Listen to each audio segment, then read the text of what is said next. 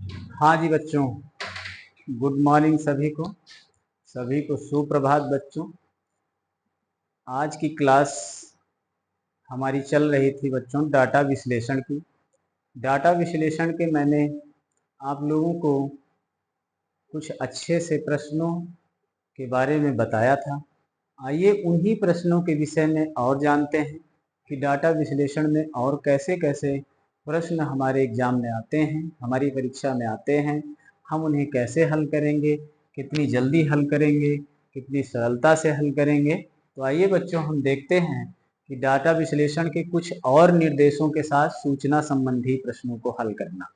तो देखिए बच्चों, ये डाटा विश्लेषण के प्रश्न हैं। इनको हल करने के लिए, इनको समझने के लिए हम बच्चों इनको समझने के लिए कैसे करते हैं, पहले हम निर्देश को ध्यान पूर्वक पढ़ते हैं। तो जब हम निर्देश को ध्यान पूर्वक पढ़ते हैं तो लिखा होता है कितने प्रश्न से कितने प्रश्न तक यह निर्देश हमें काम करेगा। निम्नलिखित सूचना पर आधारित है, जो सूचना दी जाएगी उस पर आधारित है। प्रश्न नीचे उत्तर दिए गए हैं, उत्तर में जो विकल्प दिए गए हैं कथन को ध्यान से पढ़िए और सही विकल्प का चयन करिए। कथन को ध्यान से पढ़ना है और सही विकल्प का चयन करना है। तो देखिए बच्चों, ये यहाँ से सूचना दी गई है। सूचना को हमें पढ़ना है। सुनील को खेलना पसंद है। खेलना और पढ़ना पसंद है, दो चीजें पसंद हैं। ऐसे ही एक प्रश्न में और बता चुका हूं बच्चों, बॉबी को गाना और खेलना पढ़ना फोटोग्राफी पसंद है। नरेश को गाना पढ़ना फोटोग्राफी पसंद है। महेश को गाना और खेलना पसंद है। सुरीर को खेलना और चित्रकारी पसंद है। सेम ऐसा ही क्वेश्चन था, नाम बदले थे। बस बच्चों वही प्रश्न है। आप इसे एक सारणी तैयार करिए। सारणी तैयार करने के बाद में तुरंत इन सभी प्रश्नों के उत्तर दे लेंगे। देखिए, इनके नाम हम लिख लेते हैं। सुनील नाम है पहले व्यक्ति का।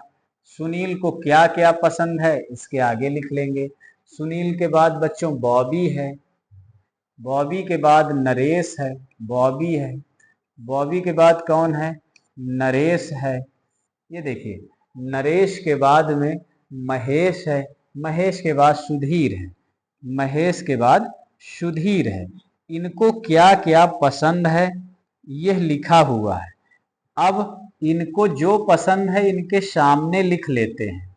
एक सारणी तैयार करिए।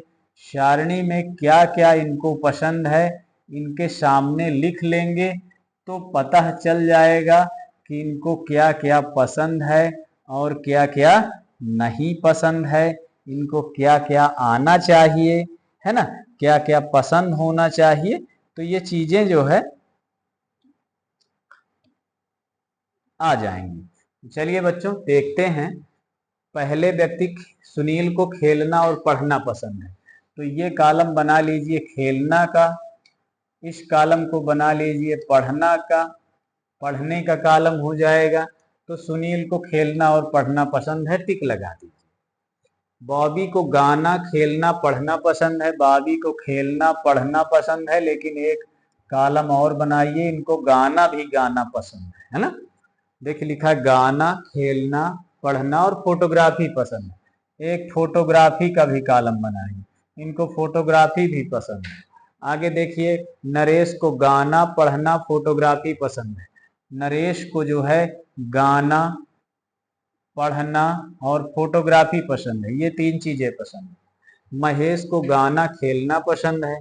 महेश है, इसे गाना और खेलना पसंद है। बच्चों देख रहे हैं, गाना और खेलना पसंद है। सुधीर को खेलना और चित्रकारी पसंद है। सुधीर को खेलना पसंद है और एक इसको चित्रकारी पसंद है। चित्रकारी पसंद है ना। इसको अलग लिख दीजिए क्योंकि ये अलग कॉलम है, तो अलग एक कॉलम बना दीजिए, अलग से लिख लीजिए। अब ये हमने एक कॉलम बना दिया है बच्चों। इस कॉलम के आधार पर हम उत्तर देंगे, सारणी के आधार पर हम उत्तर देंगे। अगले प्रश्न 58 से 63 तक। 58 से 63 तक कितने लड़कों को गाना गाना पसंद है? गाना कितने लड़कों को पसंद है? 1 2 3।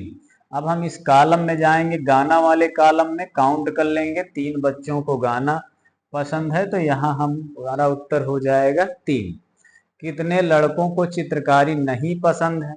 कितने को चित्रकारी नहीं पसंद है? चित्रकारी वाले कॉलम में जाएंगे, देखेंगे कितने का खाली है, 1 2 3 4, 4 लड़कों को चित्रकारी नहीं पसंद है, तो उत्तर हो जाएगा 4। किस प्रकार का कार्य करना सबसे अधिक लड़कों को पसंद है? सबसे अधिक लड़कों को क्या पसंद है? देखिए 4 लड़कों को खेलना पसंद है, 4 लड़कों को खेलना पसंद है, तो सबसे अधिक लड़कों को क्या पसंद है? खेलना। कौन सा कार्य लड़कों को सबसे कम पसंद है? सबसे कम पसंद है, सबसे कम देखिए एक व्यक्ति को चित्रकारी पसंद है। क्या व्यक्ति को? एक व्यक्ति को। तो सबसे कम यही होगा। चित्रकारी कितने व्यक्तियों को पसंद है? एक। तो कह रहा है सबसे कौन सा कार्य लड़कों को सबसे कम पसंद है? तो सबसे कम कौन सा पसंद है? चित्रकारी करना।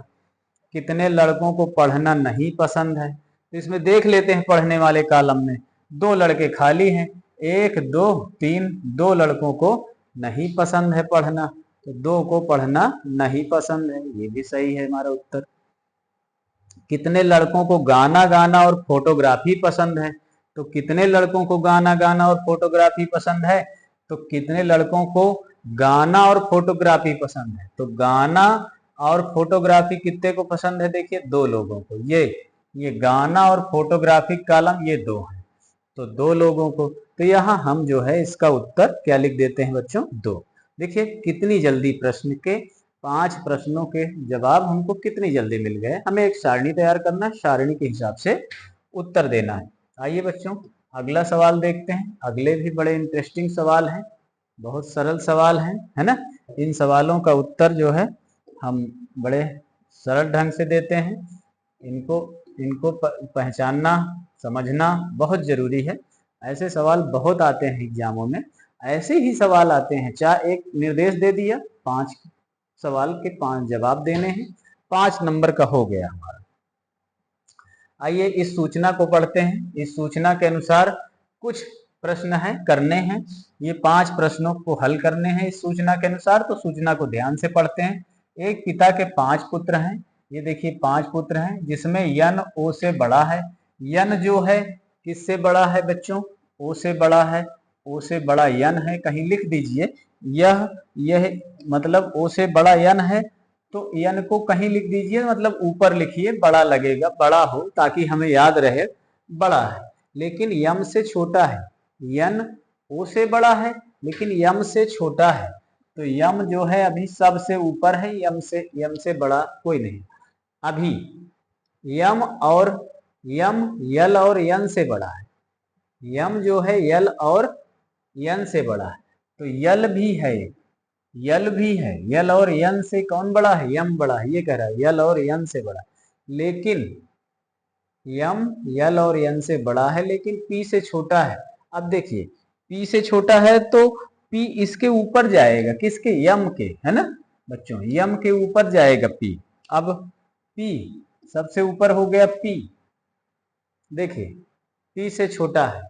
यल ओ से बड़ा है, यल जो है ओ से बड़ा है लेकिन यन से छोटा है। यल जो है ओ से बड़ा है लेकिन यन से छोटा है। इनको अल्टरनेट कर दीजिए, एक्सचेंज हो जाएंगे, ये बदल जाएंगे। ये बदल इसलिए जाएंगे क्योंकि लास्ट में कह रहा है, लास्ट वाले निर्देश को समझेंगे। यल जो है ओ से बड़ा है, यल ओ से बड़ा है लेकिन यन से छोटा है, तो देख लीजिए ये एक दूसरे से इस प्रकार से बड़े हैं, इस प्रकार से बड़े हैं और इस प्रकार से छोटे हैं, इस प्रकार से छोटे हैं, ऊपर से छोटे क्रम में, नीचे से बड़े क्रम में। अब आप समझिए इनमें से कौन सबसे बड़ा है? कौन सबसे बड़ा है बच्चों? पी। कौन सबसे बड़ा है? पी। ये देखिए पहला उत्तर हमारा सही है, पी सबसे बड़ा है। इनमें से कौन सबसे छोटा है? तो ये क्या बना है? ओ सबसे छोटा है, उत्तर आ गया। इनमें से कौन मध्य के क्रम में है? मध्य के क्रम में कौन है बच्चों? यन। तो मध्य के क्रम में कौन है बच्चों? यन। इनमें से ऊपर से दूसरे क्रम में कौन है बच्चों? ऊपर से दूसरे क्रम में, ऊपर से दूसरे क्रम में कौन है बच्चों? यम। ऊपर से दूसरे क्रम में उत्तर क्या होगा बच्चों? यम। इनमें से नीचे से दूसरे क्रम में कौन है? तो नीचे से दूसरे क्रम में कौन है बच्चों? यल। तो उत्तर हमारा क्या होगा बच्चों? यल। गुड। ऐसे ही प्रश्न हमारे एग्जाम में आते हैं बच्चों, बहुत सरल होते हैं। एक निर्देश को पढ़ने से, एक सूचना को पढ़ने से 5 प्रश्नों के उत्तर देने हो जाते हैं और 5 नंबर के बड़े सटीक प्रश्न मिल जाते हैं यदि हमारा निर्देश बनाने में सही हो गया तो। मास्टर सारणी बनाने में सही रहे, सूचना सारणी डाटा कलेक्शन हमारा सही हो, बस। आइए चलते देखते हैं एक प्रश्न के उत्तर और इनको देखते हैं, एक प्रश्न और देखते हैं, आपका डाटा विश्लेषण बहुत सरल हो जाएगा। आइए देखिए निर्देश को पढ़िए, क्या कह रहा है निर्देश? निम्नलिखित कथन को ध्यान से पढ़िए। 59 से 73 के उत्तर सही विकल्प संख्या के उत्तर पत्रक में लिखिए। 59 से 73 को, और क्या ध्यान से पढ़ना? कथन को। कथन कहाँ लिखा है? ये लिखा है, राम श्याम मोहन अमर और देव कक्षा 8 के छात्र हैं। तो कितने छात्र हैं इनका नाम लिख लीजिए। राम, श्याम, मोहन, इनके नाम लिख लीजिए। राम, श्याम, मोहन, अमर और देव, इतने छात्र हैं बच्चों। ये कक्षा 8 के छात्र हैं, इनके नाम लिख लिए हमने। हिंदी की परीक्षा में अमर को 78 अंक मिलता है। एक हिंदी की परीक्षा होती है, यहाँ लिखिए हिंदी का पेपर था। कितने अंक किसको मिले ये लिख लेते हैं। अमर को 78 अंक मिलते हैं, 78 लिख देते हैं। श्याम को 55 अंक मिलते हैं, श्याम को 55 अंक लिख देते हैं, है ना।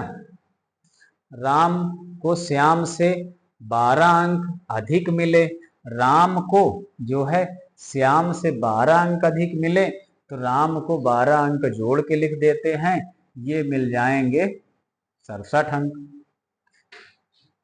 आगे देखिए, और मोहन को अमर से 4 अंक अधिक मिले, मोहन को अमर से 4 अंक अधिक मिले तो इनको 82 अंक मिल जाएंगे बच्चों।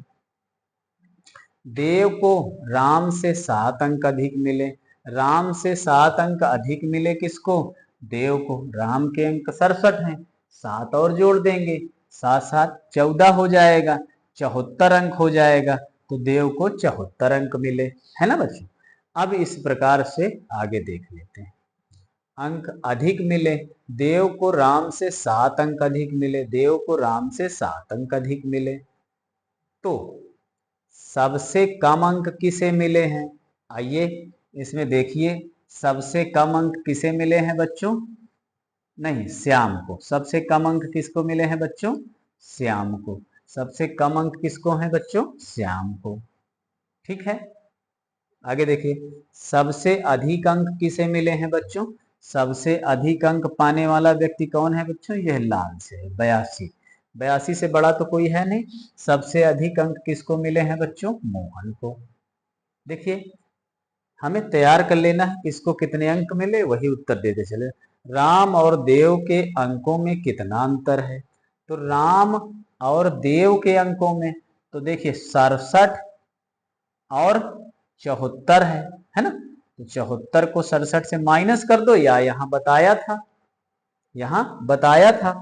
अब उसके हिसाब से करना है तो 7 आ जाएगा, है ना। तो वहां भी लिखा है 7 अंक अधिक मिले, तो कितने का अंतर है बच्चों? 7 का अंतर है। अंक राम और देव के अंक में कितने का अंतर है? 7 का अंतर है।